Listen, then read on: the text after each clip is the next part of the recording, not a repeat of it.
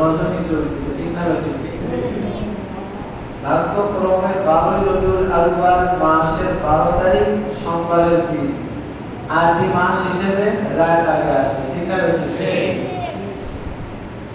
আরবি মাস হিসেবে যেহেতু রাত আগে আসে, তাহলে এই রাতটা হলো সোমবারের রাত, ঠিক না ঠিক?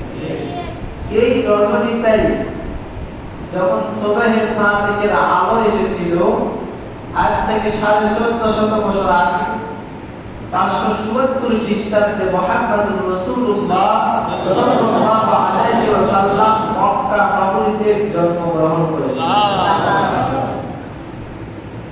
এটা প্রতি বছর আসে এমনটা কিন্তু নয়, ভাগ্যক্রমে এই বছরে এসেছে, আলহামদুলিল্লাহ।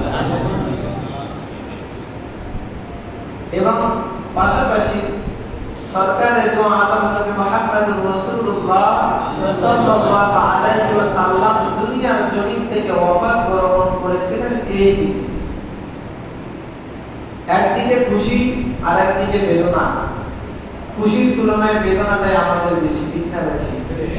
কারণ এমন একজন মানুষকে হারাইছি যার ব্যাপারে স্বয়ং রব আপনার আমার মালিক কালামুল্লাহ 29 নাম্বার পারার 2 নাম্বার সূরা সূরাতুল কলমের 5 নাম্বার আয়াতে বলেন, ওয়া ইন্নাকা লাআলা খুলুকিন আযীম।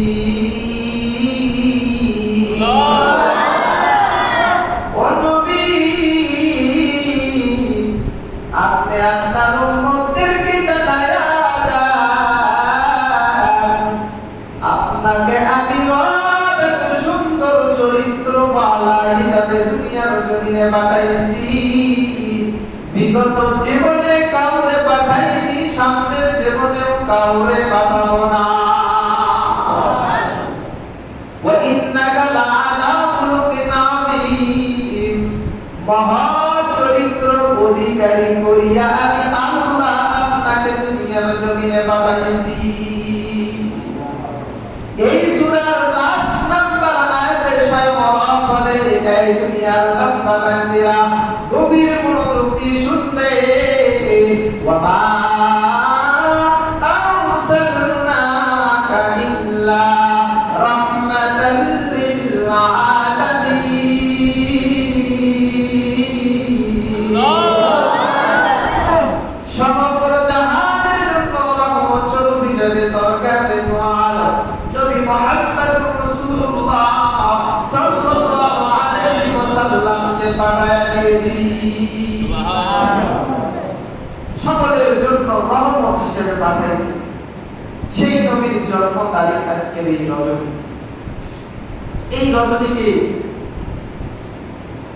ফলো করে আমরা আজকে বসেছি, ঠিক না ঠিক? নবীর ইতিহাস অনেক সুন্দর ইতিহাস। প্রথমের 40 বছর মারাত্মক সুন্দর, কোন আসর কাটার আসর 40 বছরের মধ্যে লাগে নাই। সুবহানাল্লাহ। তবে বাকি 23 বছর, নবুয়তের 23 বছরে কাটার আঘাত তো দূরের কথা, চাইতে বড় বড় আঘাত সইতে হয়েছে, কথা বলে ঠিক। অথচ 40 বছরে একটা কাটার আসর খায় নাই। বরঞ্চ 40 বছর পেরিয়ে নবুয়তি যখন পাইছে, যাদের কাছে একেবারে ঘনিষ্ঠতা প্রিয় ছিল তাদের কাছে শত্রু হয়ে দাঁড়াইছে, কথা বলে ঠিক। একদিকে খুশি, অন্যদিকে বেদনা। আল্লাহ রাব্বুল আলামিন বলেন, কেমন নবী দিয়েছি তোদেরকে? এমন একজন নবী দিয়েছি। অন্য আয়াতে ভিন্নভাবে আল্লাহ বলেন, লাকাদ কানা লাকুম ফি রাসূলিল্লাহি উসওয়াতুন হাসানাহ। এমন একজন নবী পাঠাইলাম, এমন একজন রাসূল পাঠাইলাম, এর চাইতে উত্তম সুন্দর চরিত্রওয়ালা, সুন্দর আখলাকওয়ালা, সুন্দর যে গঠনমূলক যে কাজ করে, এমন গঠনমূলক কাজ দুনিয়ার জমিনে আর কেউ কখনো করতে পারে না। এমন নবী। নবী 40 বছর পর নবুয়তি পাওয়ার পর যিনি ঘোর শত্রু হয়েছিল তার চাচা আবু লাহাব। এই আবু লাহাব এই নবীর জন্মের খুশি হইয়া, কি হইয়া? রাসূল জন্মগ্রহণ করেছেন, আব্দুল্লাহর ঘরে জন্মগ্রহণ করেছে মুহাম্মদ। এই সংবাদ পাইয়া তার দাসী গোলামকে আজাদ করে দিয়েছেন। অথচ ওই চাচাকে গিয়ে বলেছেন, চাচা বলেন লা ইলাহা ইল্লাল্লাহ। নবী আমার পাহাড়ের উঁচু টিলায় দাঁড়াইয়া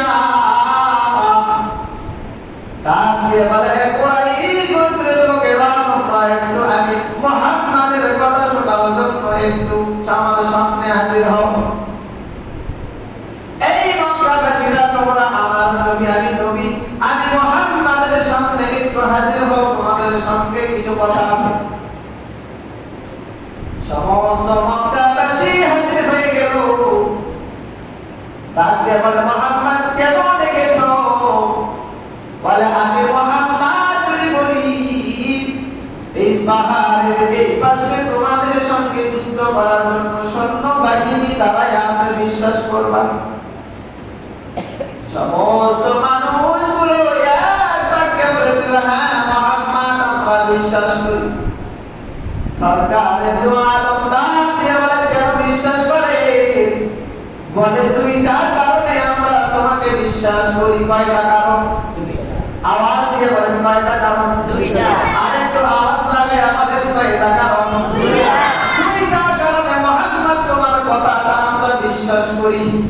এক নাম্বার, তুমি আল্লাহ মুহাম্মদ, তুমি ছোট থেকে বড় হয়েছো, যুবক হয়েছো, কোনদিন তোমার থেকে একটা মিথ্যা আওয়াজ আমরা তোমার জবান থেকে পাই নাই। এটা এক নাম্বার কারণ। বলে, দুই নাম্বার কারণ কি? বলে, দুই নাম্বার কারণ, আমরা এই পাহাড়ের নিচে বসে আছি বা দাঁড়াইয়া আছি, তোমার কথা শুনতেছি, আর তুমি পাহাড়ের উঁচু টিলায় দাঁড়াইয়া আছো। ওখান থেকে তুমি এপারেও দেখো, ওপারেও দেখো। এজন্য আমরা বিশ্বাস করি তুমি মুহাম্মদ যা বলতেছো সত্য কথা বলতেছো। নবী আমার ডাক দিয়ে বলেন, এই মক্কাবাসীরা, তাহলে শোনো শোনো শোনো, আমি মুহাম্মদ হলাম আখির জামানার পয়গম্বর মুহাম্মদ। আর আমি মুহাম্মদ নবী হইয়া, রাসূল হইয়া বলি, যারা এখনো দেব দেবীর পূজা করো, এখনো গাছের পূজা, মাছের পূজা, বাতাসের পূজা, ইত্যাদি ইত্যাদি পূজা করো, এই পূজা করলে জাহান্নামী হতে হবে, কোনো সন্দেহ নাই। কারণ আমি নবী হওয়ার কারণে এপারেও দেখতেছি, ওপারেও দেখি। বলার সঙ্গে সঙ্গে বলে, যেহেতু তোমরা আমার বিশ্বাস করো, আমি পাহাড়ের উঁচু টিলায় দাঁড়ানোর কারণে যদি দুই পার্শ্ব দেখি, আর আমার স্বয়ং রব বলে মুহাম্মদ তোমাকে আখির পয়গম্বর বানাইছি, পয়গম্বর বানার কারণে, রাসূল বানানোর কারণে তুমি জাহান্নামে কি হয়, জান্নাতে কি হয়, আখিরাতের জিন্দেগি কি হবে, এই সংবাদ আমি আল্লাহ মুহাম্মদের দেই। এজন্য মুহাম্মদ আখিরাতের জিন্দেগি গুলো জানে, আর সামনে যেটা হইতেছে দুনিয়ার জমিনে যেটা হয়, এটা মুহাম্মদ স্বয়ং নিজ চোখে দেখে। অতএব তোমরা মুহাম্মদের হাতে কালেমা পড়িয়া মুসলমান হয়ে যাও। আমার আপনার রাসূল যখন কথা বলেছে, আবু লাহাব ওই নবীর জন্মে খুশি হইয়া উম্মে তার দাসী সুয়াইবাকে আজাদ করে দিয়েছে। ওই আবু লাহাব এবার কি কয়? ডাক দিয়ে বলে, মুহাম্মদ তাবাল্লাকা ইয়া মুহাম্মদ, হে মুহাম্মদ তোমার হাতগুলো ধ্বংস হয়ে যাক। বলেন নাউযুবিল্লাহ। কিসের কথা বলার কারণে?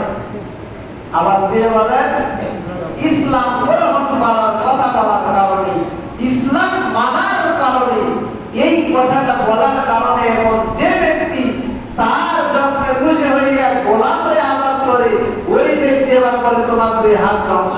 তুমি কি এজন্য আমাদেরকে এখানে ডেকেছো? রাসূল আমার মন খারাপ করে, আল্লাহ বলে পয়গম্বর মন খারাপ করবেন না। সঙ্গে সঙ্গে আমার রব নবীকে জানায়া দেয়, কালামুল্লাহ নাযিল করে, তাব্বাত ইয়াদা আবি কুওয়াতা আল্লাহু আকবার